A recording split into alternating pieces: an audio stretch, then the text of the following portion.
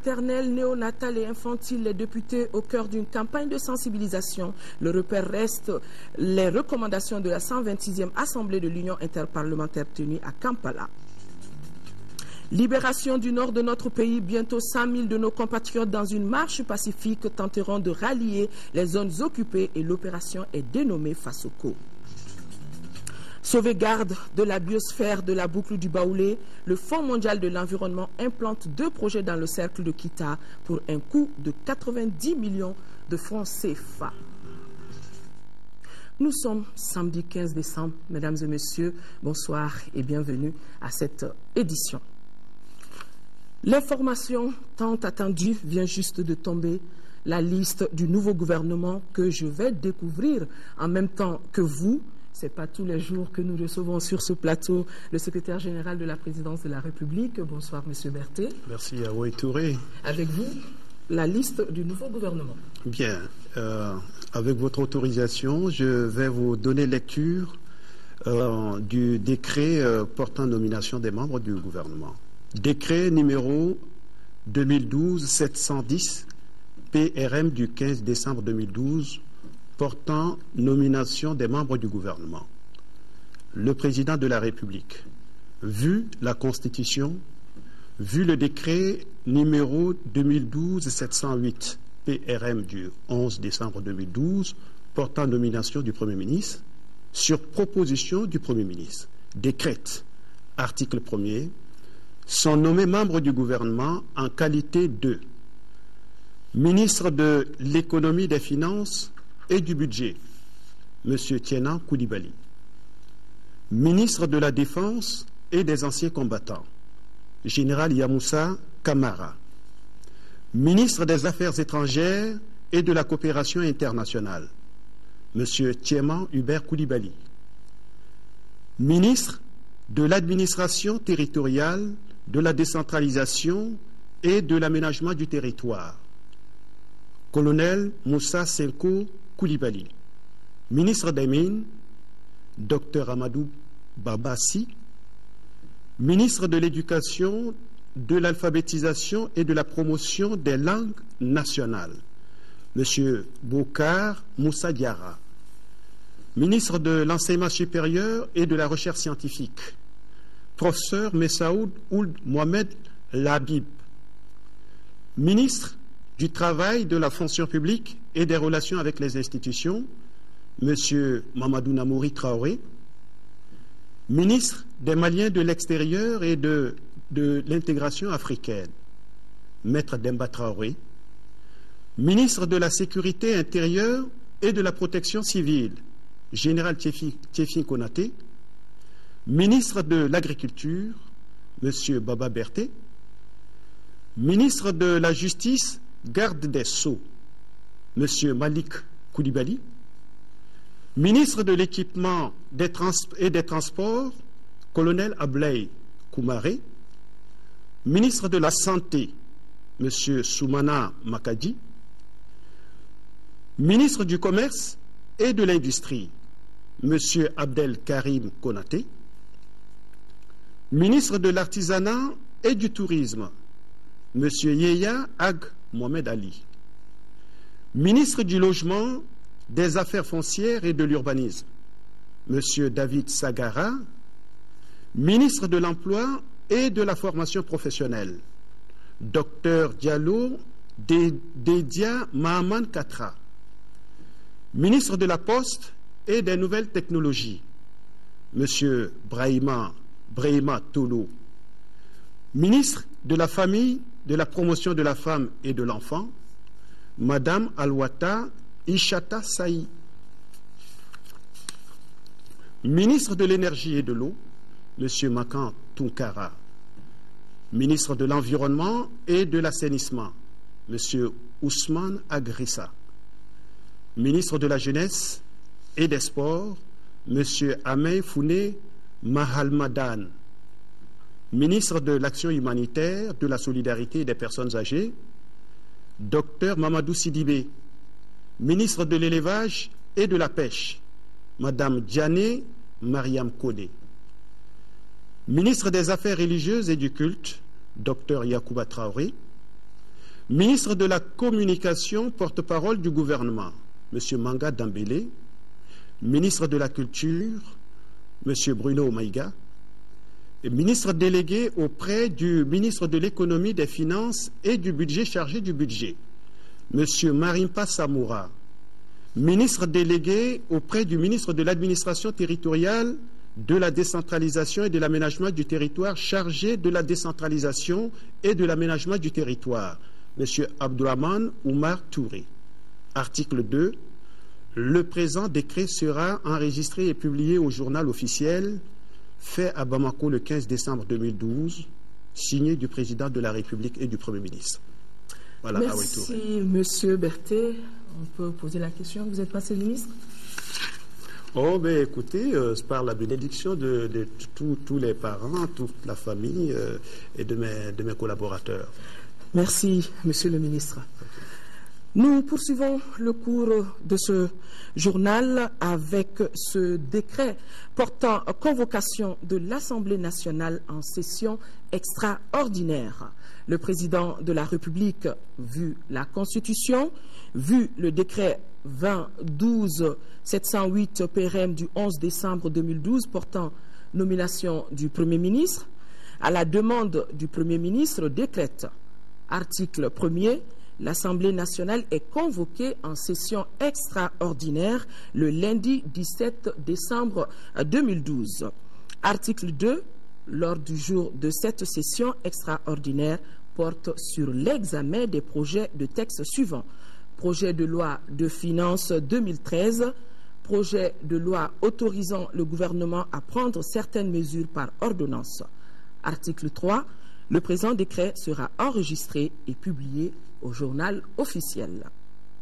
Cet autre communiqué de l'Assemblée nationale, conformément aux dispositions du décret 2012-709 PRM du 14 décembre 2012, le président de l'Assemblée nationale informe les honorables députés que l'Assemblée nationale est convoquée en session extraordinaire le lundi 17 décembre 2012. L'ordre du jour de la dite session porte sur l'examen des projets de texte suivants. Projet de loi des finances 2013, projet de loi autorisant le gouvernement à prendre certaines mesures par ordonnance. Le président de l'Assemblée nationale s'est compté sur la présence de l'ensemble des honorables députés. Nous poursuivons donc le cours de ce journal. Je vous le disais dans les titres, la mortalité maternelle, néonatale et infantile au Mali et le rôle des parlementaires dans la lutte contre le phénomène. Le sujet était au centre d'une rencontre tenue ce matin ici à Bamako. Objectif, partager avec les députés les principales recommandations de la 126e Assemblée de l'Union interparlementaire tenue le 5 avril dernier à Kampala. Et cela porte sur la mortalité néonatale et infantile. Sokona Kamisoko. Au Mali, selon l'enquête démographique et de santé de 2006, plus de 342 enfants meurent chaque jour avant d'atteindre l'âge d'un mois. Cette même source révèle que toutes les 3 heures, au moins une femme meurt en donnant la vie. Une situation qui préoccupe. Et c'est pourquoi la Commission de santé et de développement social de l'Assemblée nationale, en collaboration avec l'ONG World Vision, a initié cette journée d'échange. Une journée qui leur a permis de faire le point des recommandations antérieures et surtout de dégager de nouvelles perspectives. Le sujet qui nous réunit est d'une importance capitale. Il s'agit de réfléchir ensemble sur la contribution des parlementaires dans la lutte contre la mortalité maternelle, néonatale et infantile que connaît notre pays. Vous allez également regarder la résolution de l'Assemblée générale de l'Union interparlementaire qui se penche généralement sur ces questions et vous allez en faire le point. Vous allez également voir ce que le Mali fait dans le cadre de la lutte contre la mortalité infantile. Vous allez regarder si le Mali prévoit dans son budget national suffisamment de ressources pour permettre vraiment d'amener les services de santé à mener une lutte partout ailleurs au Mali. Les résolutions qui sortiront de cette rencontre permettront aux parlementaires de mettre en place un plan d'action plus approprié afin de lutter contre la mortalité maternelle, néonatale et infantile. Dans le cadre de la capitalisation des soins essentiels dans la communauté, l'UNICEF, à la tête d'une délégation, s'est rendu dans le cercle de Kita et dans la commune rurale de Bangassi. C'est toujours dans le cercle de Kita, et cela pour des échanges avec les différents acteurs. Envoyés spéciaux, Aruna Djara et Ramata Konate. À Kita, l'heure est à la préparation des acteurs socio-sanitaires pour l'enquête rapide sur les soins essentiels de la communauté SEC. Cette enquête permettra de se renseigner sur la prise en charge de certaines maladies chez les enfants de moins de 5 ans, le taux et la qualité de l'utilisation de la planification familiale, ainsi que la promotion des gestes qui sauvent. En clair, c'est pour avoir des indicateurs sur l'état de mise en œuvre de la stratégie SEC. Ça nous permet d'aller un peu en profondeur et de pouvoir quand même mettre les doigts sur les aspects qui ne fonctionnent pas au niveau des zones considérées comme un problème. Donc, et d'élaborer des stratégies maintenant, s'il y a des actions correctrices à apporter, d'accorder la priorité à ces zones de faible performance. Déjà, on note quelques difficultés. Au niveau des districts sanitaires, ce que nous constatons comme problème, c'est cette supervision de proximité des CPM vers les ASC et qui ne se font pas de façon régulière. Une mission qui relève, selon le coordinateur Dr Yorete, des directeurs techniques des centres DTC. Après Kita et Kenyeba, notre équipe s'est rendue dans le cercle de Kai pour découvrir l'agent de santé communautaire ASC, Diara Fatoumata Dambélé, une matrone qui intervient dans 4 villages, dont Bankassi, Doudoumor. La population totale couverte est estimée à environ 31 000 habitants. Toutefois, l'agent de santé communautaire est confronté à un problème majeur. Franchement, j'ai une seule difficulté. Quand les gens viennent pour payer les médicaments, ce n'est pas facile ici. Les populations ne payent pas les frais des médicaments et des consultations. Ici, à Bangassi, les maladies les plus fréquentes sont le paludisme et la diarrhée. Dans la région de Kai, le district sanitaire de Kita enregistre le plus grand nombre de villages situés à plus de 5 km d'une structure de santé. Ce cercle compte à lui seul 66 sites secs contre 10 dans le cercle de Nyoro. En 5e région, l'espoir renaît chez les femmes des régions du Nord malades de la fistule obstétricale. Le projet Fistula Care vient de lancer en leur faveur une campagne de prise en charge médicale à l'hôpital Sominé Dolo de Mopti. Mopti, où nous retrouvons Yakuba Meiga. C'est grâce au projet Fistula Care, financé par l'USAID et exécuté par Intrahilf, qu'une dizaine de femmes de la région de Gao, malades de la fistule obstétricale, ont retrouvé aujourd'hui le sourire par la prise en charge médicale gratuite de leur cas à l'hôpital Sominé Dolo de Mopti. Ces femmes, dont l'âge varie entre 16 et 30 ans, vivaient entre l'espoir de recouvrer un jour leur santé et la hantise de ne plus jamais pouvoir approcher leurs parents, leurs amis ou tout simplement des connaissances. Avec les événements, ce projet a été suspendu. Mais c'est grâce vraiment à l'engagement et à la mobilisation personnelle de son Excellence l'ambassadeur des États-Unis, Madame Rebecca Black, et son chef d'équipe, Nancy Levental, qu'on a pu lever la suspension. Le choix de l'hôpital Sominé Dolo de Mopti pour conduire les opérations résulte de l'expérience et de la compétence que cette structure hospitalière a acquis dans la prise en charge de la fistule obstétricale. Les ressources humaines de Mopti sont à la hauteur et c'est des chirurgiens déjà de 3e niveau. Il leur suffit d'opérer beaucoup de fistules maintenant pour qu'on les appelle experts. Ça, c'est une activité très importante que nous soutenons et que vraiment nous continuerons à entretenir. La fistule obstétricale, faut-il le rappeler, est une lésion qui survient pendant l'accouchement. Et dans la plupart des cas, le bébé meurt et la mère souffre d'une incontinence chronique d'urine et de sel. Signature de convention hier entre la mairie de la commune urbaine de Kai et les associations et GIE porteurs de projets. La mairie leur a remis des chèques d'un montant de 33 millions de francs CFA pour le financement de 10 projets relatifs à l'assainissement et au maraîchage. Jafar Aïdara nous dit que ces financements sont le fruit de la coopération décentralisée entre la ville de Kai et l'agglomération Évry-Centre et Essonne. C'est en France. Cette remise de chèques de 33 millions de francs CFA entre dans le cadre de la coopération décentralisée entre la commune urbaine de Kai et celle d'Evry en France. Ces fonds serviront à financer 10 projets, dont 3 projets d'assainissement, un projet de maraîchage et 6 projets de transformation de produits. J'exhorte à cet effet les chefs de quartier et particulièrement les présidents de CEDECI à s'impliquer mieux dans la gestion, le suivi, le contrôle, car la meilleure utilisation du fonds nous interpelle tous. Et chacun de nous a sa part de responsabilité dans cette gestion. Deuxième du genre, cette remise de chèques permettra aux autorités municipales de prendre en compte les besoins des populations et en même temps d'assurer leurs objectifs politiques pour renforcer la crédibilité de l'institution municipale auprès des populations. Chers bénéficiaires, une chose est de financer les projets, mais une autre est de les gérer dans les règles de l'art afin que nos efforts ne soient pas vains.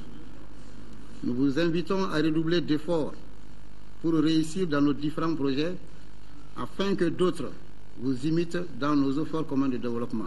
Il faut signaler que le Fonds de développement local est un outil qui contribue à renforcer l'image et la visibilité des actions de jumelage Caille-Évry, Centre Essonne, vieux de 20 ans. Mobilisation pour libérer le nord de notre pays, bientôt 100 000 Maliens à l'assaut des régions occupées. C'est à la faveur d'une action citoyenne dénommée Opération Fasoko et c'est une marche populaire et pacifique qui va consister à faire converger des milliers de jeunes vers les zones occupées. L'activité est initiée par le bloc d'intervention populaire et pacifique pour la réunification. Bourama Traoré a suivi le point de presse donné par les responsables du bloc. À Caire, voyant rien n'est impossible, les jeunes du Mali veulent le démontrer à travers une marche populaire et pacifique en direction des régions du Nord. L'initiative s'appelle Opération Fasoko. Le seul but est d'aller dire au groupe djihadiste, disons aux bandits armés de quitter le Mali. Mais en y allant, nous ne prenons pas de bâton, pas de couteau ni de fusil. Mais tout simplement, nous aurons besoin de casquettes noires sur nos têtes, de mouchoirs blancs dans nos mains ou ce qu'on appelle des écharpes blanches au cou. C'est une opération qui aura à mobiliser un minimum de 100 000 personnes. Une opération inédite et citoyenne, objet de cette conférence de presse. Il s'agit de mieux édifier les confrères sur l'activité qui sera lancée à la fin du mois. Pour les initiateurs, l'heure de la mobilisation a donc sonné. Dans cette perspective, nous faisons note ces deux citations du président John Kennedy. Un homme fait ce qu'il a à faire malgré les conséquences sur sa vie. Ne demande pas ce que ton pays peut faire pour toi. Demande ce que tu peux faire pour ton pays. Comment l'opération Fasoko va être financée? Principale question à laquelle se sont intéressés les confrères. On compte sur vous, on n'a pas de moyens financiers. Et on se débrouille avec le peu que nous avons. Mais sans vous, ça va être vraiment difficile qu'on soit libéré. L'opération Fasoko est une initiative du bloc d'intervention populaire et pacifique pour la réunification entière du Mali. C'est un nouveau regroupement apolitique dont l'un des objectifs est de contribuer à rétablir l'intégrité territoriale du Mali. Libération des régions occupées du Nord, il en a été aussi question à l'ouverture du Conseil national du Rassemblement malien pour le travail Ramat, Conseil national qui sera suivi du 3e congrès du parti. Tchemogo Sagara. La double crise politico-sécuritaire n'a pas empêché les militants et sympathisants du parti Ramat à prendre d'assaut les locaux du palais de la culture Amadou Hampâté-Bâ. Il s'agit pour eux de participer à l'ouverture du Conseil national et du 3e congrès du parti Ramat. Une assemblée au cours de laquelle les congressistes se pencheront sur les nouvelles orientations du parti. Dans son adresse, le président du parti a d'abord évoqué la grandeur du peuple malien avant de regretter les graves problèmes que la nation malienne tout entière traverse. Cette grave crise doit être solutionnée le plus rapidement que possible par le dialogue ou par les armes. La question n'est pas qui va nous aider. La question n'est pas le vote d'une résolution aux Nations Unies. La question est de rassembler, de réunir nos forces pour reconquérir nos régions occupées. Que ce soit par le verbe ou par les armes, c'est tout le peuple qui doit s'y engager.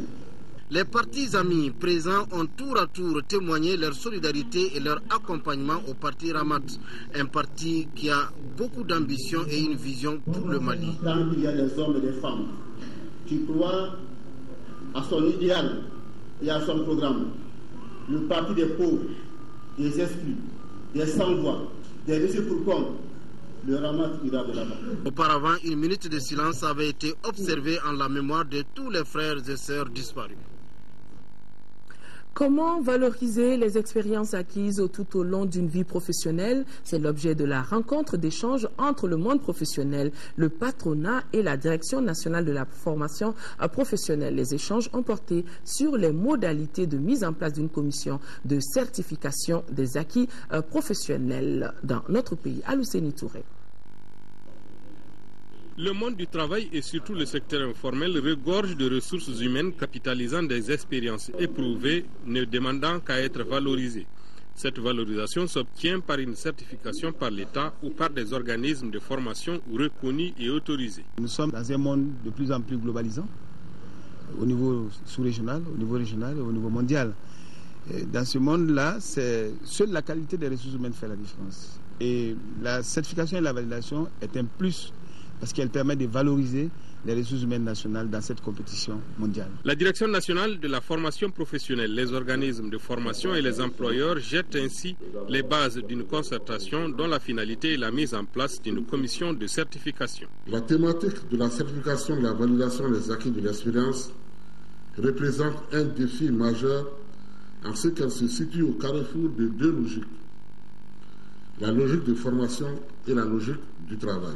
Cette importante innovation permettra aux compétences d'émerger et de permettre à notre pays de disposer de ressources humaines de qualité. La finalité étant de reconnaître à chacun sa valeur tout en lui permettant de participer à l'œuvre de construction nationale. Ressources humaines, parlons-en encore. L'Association malienne des gestionnaires de ressources humaines a organisé une rencontre sur la 17e édition des Journées africaines des éditions des ressources humaines. L'édition s'est tenue du 13 au 15 novembre dernier à Yamoussoukro en Côte d'Ivoire. Nous retrouvons le point avec Garibou Pérou.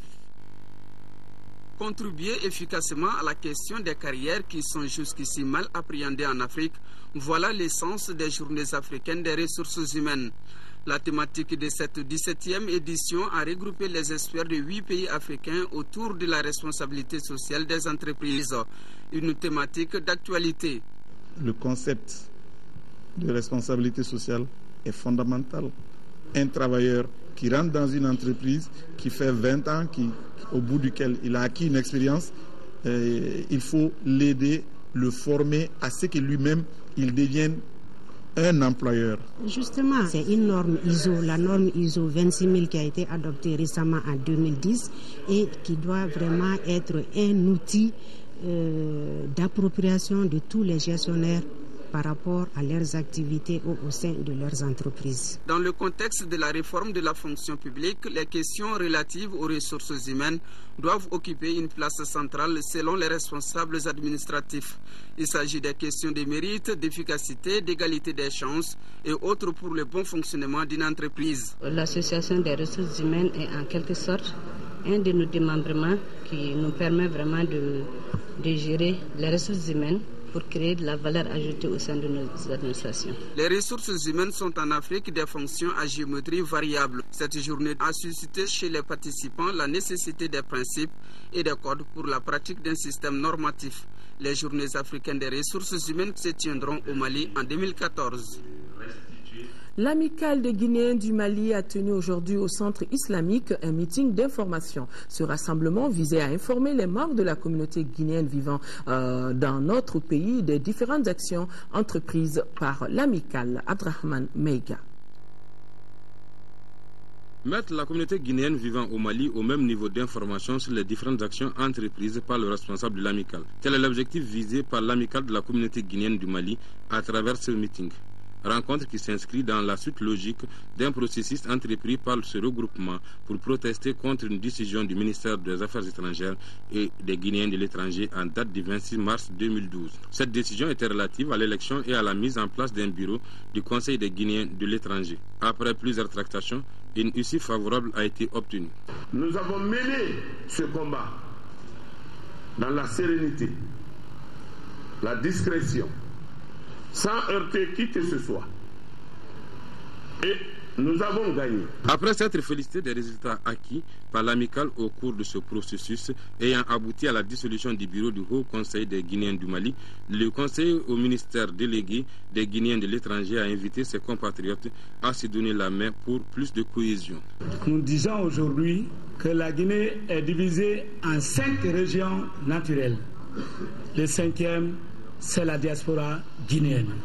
Nous nous faisons le devoir de les encourager dans la solidarité, dans la fraternité. Ces différents conseils prodigués vont sans nul doute permettre à cette communauté d'être désormais unie tout en parlant d'une même voix, car c'est dans l'union et dans l'entente que tout processus de développement est possible, a-t-on l'habitude de dire. Ouvrons à présent une fenêtre sur l'actualité hors de nos frontières. 50 ans après, les héritiers de Patrice Lumumba relancent le débat sur l'ouverture d'une enquête sur les conditions de son assassinat et un pas vient d'être franchi ainsi. Le pays colonisateur, la Belgique, accepte de coopérer. Roland Lumumba vit au milieu des souvenirs de son père. Ses photos et peintures lui rappellent que la lumière n'a jamais été faite sur l'assassinat de Patrice Emery Lumumba en 1961. Mercredi dernier, la plainte qu'il a déposée avec son frère au parquet fédéral belge a enfin été jugée recevable. L'ancienne puissance coloniale va ouvrir une enquête sur la mort du tout premier ministre de la République démocratique du Congo. Comment il est mort? Pourquoi il est mort? Qui sont impliqués dans cette mort? Et s'il y a des gens qui sont impliqués, nous espérons qu'ils seront sanctionnés pour ça. Le procès qui devrait suivre l'enquête est très attendu par ceux qui se réclament de l'héritage politique de Lumumba. Ils estiment que toutes les dérives de la démocratie en RDC sont liées à son assassinat.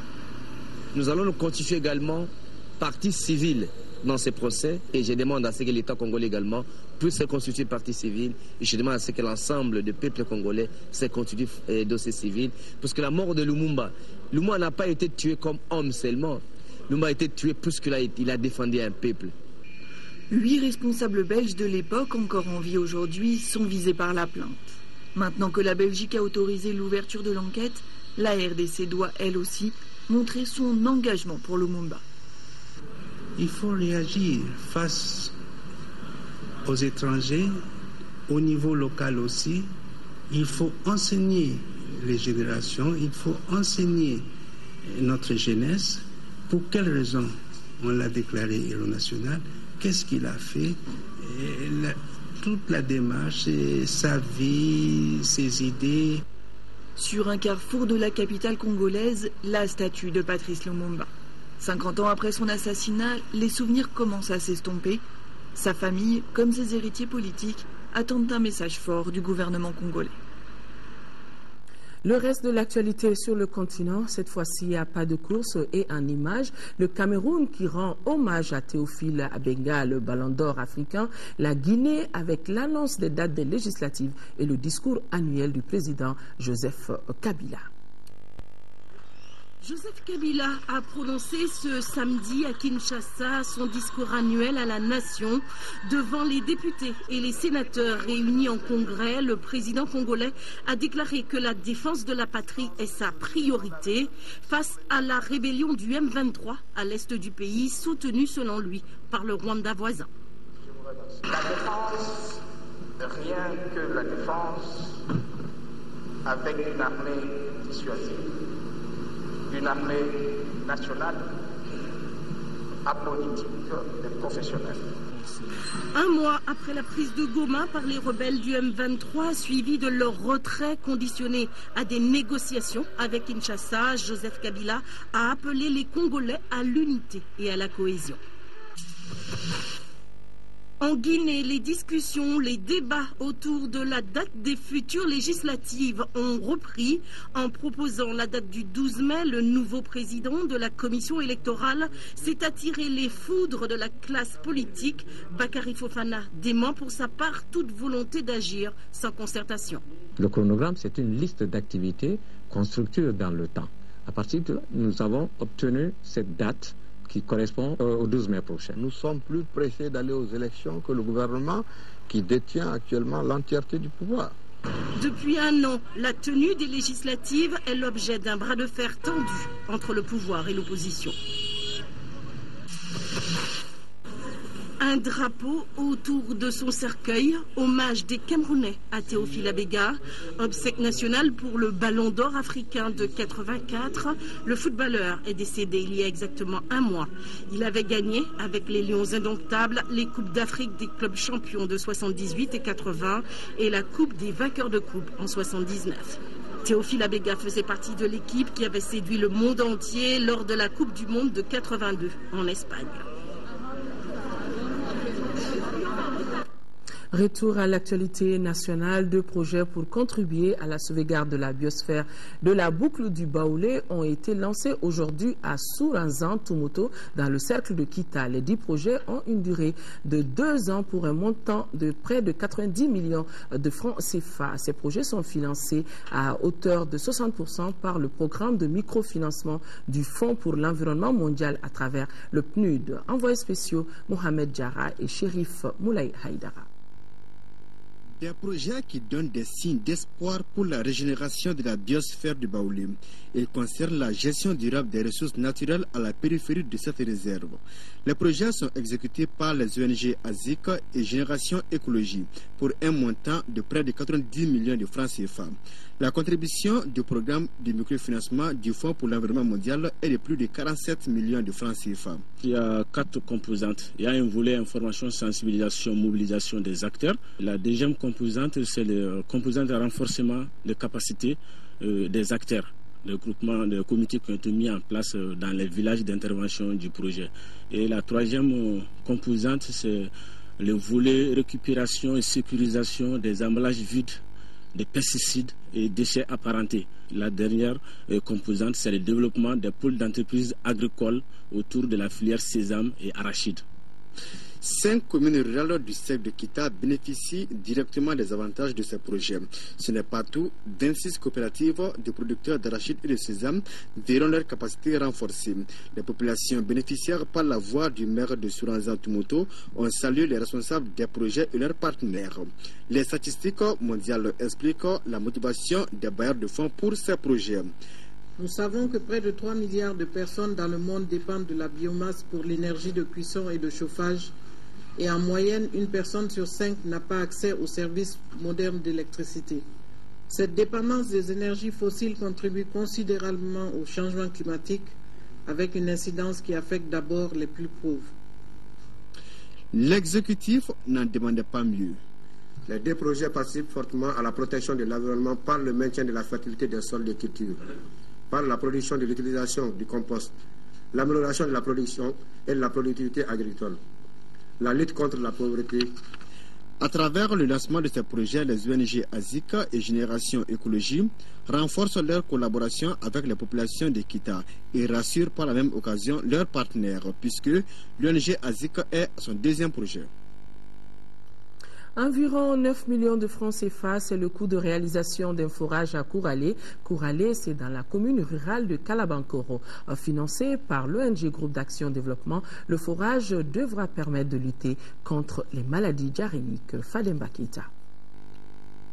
Le village de Kouralé dans la commune de Kalabankoro a désormais son forage. C'est grâce à l'appui de l'ONG Groupe Action Développement et ses partenaires. D'une valeur d'environ 9 millions de francs CFA, ce forage contribuera à l'amélioration des conditions de vie de la population de Kouralé. Nous avons vraiment eu à voir les initiatives de la population et parmi ces initiatives, vraiment, et ces besoins exprimés par eux, il y avait la question d'eau potable. La réalisation de ce forage est vraiment une aubaine pour nous parce que les villages avoisinants pourront utiliser ce forage-là. Les femmes de leur côté ont apprécié ces gestes de l'ONG par la voix de leur porte-parole. Projet vraiment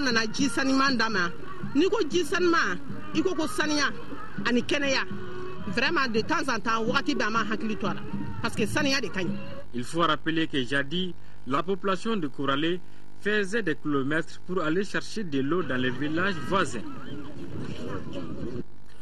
Du sport dans ce journal, boxe, la Ligue du district de Bamako se prépare pour les compétitions nationales. C'est ainsi qu'elle a organisé le championnat régional de boxe du district auquel les meilleurs combattants seront retenus. La compétition s'est déroulée à l'ex-SNJ à Djikoroni-Para, Aldjuma Tina.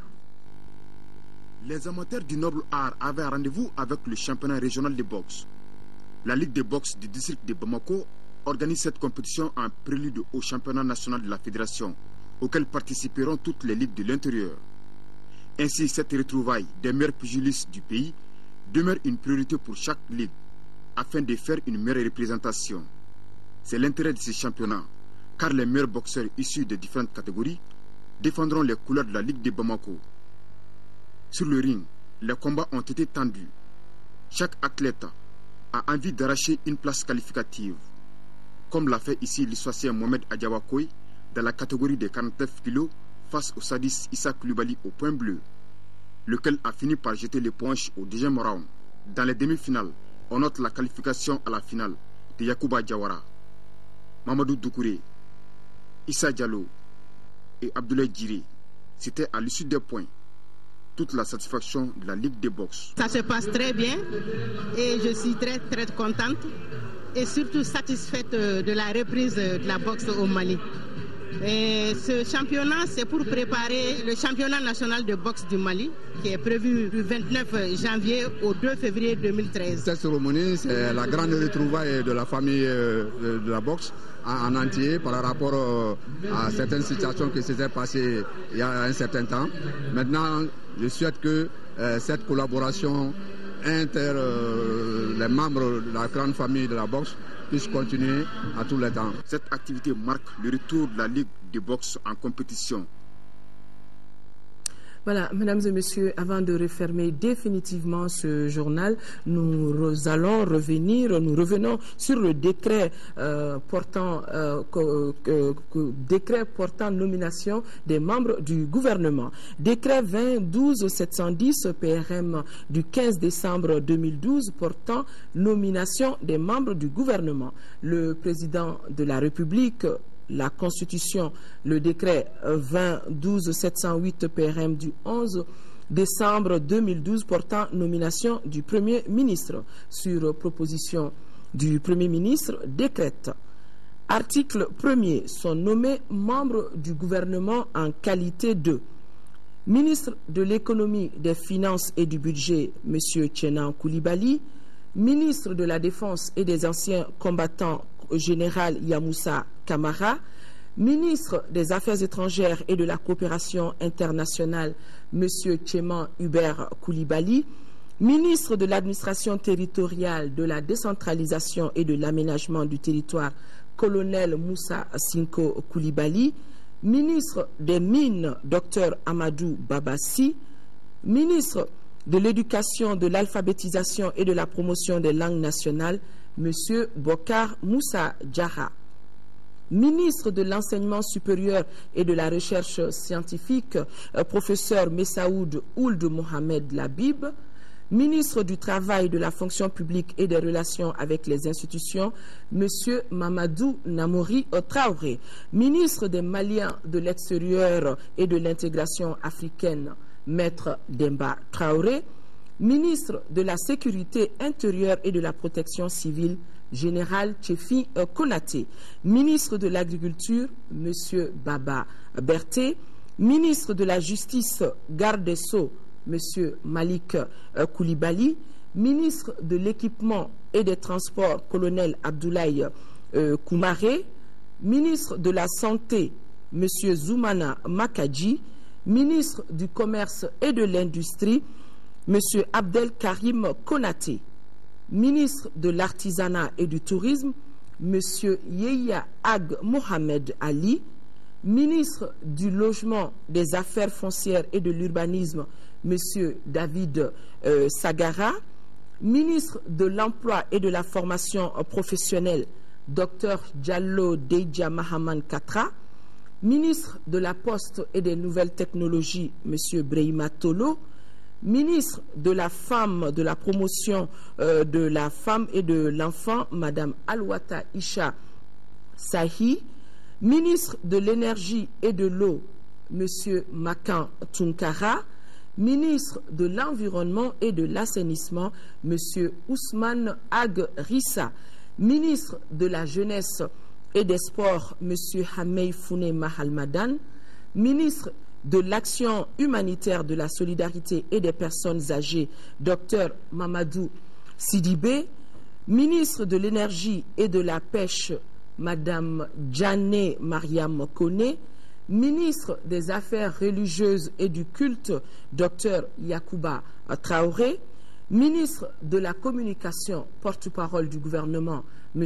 Manga Dambélé. Ministre de la Culture, M. Bruno Meiga. Ministre délégué auprès du ministre de l'Économie, des Finances et du Budget chargé du budget, M. Marempa Samoura. Ministre délégué auprès du ministre de l'Administration territoriale, de la décentralisation et de l'aménagement du territoire chargé de la décentralisation et de l'aménagement du territoire, M. Abdourahmane Oumar Touré. Article 2. Le présent décret sera enregistré et publié au journal officiel. Voilà, mesdames et messieurs, c'est donc tout pour ce journal. Merci de l'avoir suivi. Demain 13h, l'information reprendra ses droits et ça sera une présentation de Sira Bachili. Et quant à moi, je serai là sur ce même plateau pour la grande édition du soir. D'ici là, merci de rester de cœur et d'action avec nos parents des régions du Nord vivant sous occupation. On ne les oublie pas. Excellente nuit à tous. Au revoir.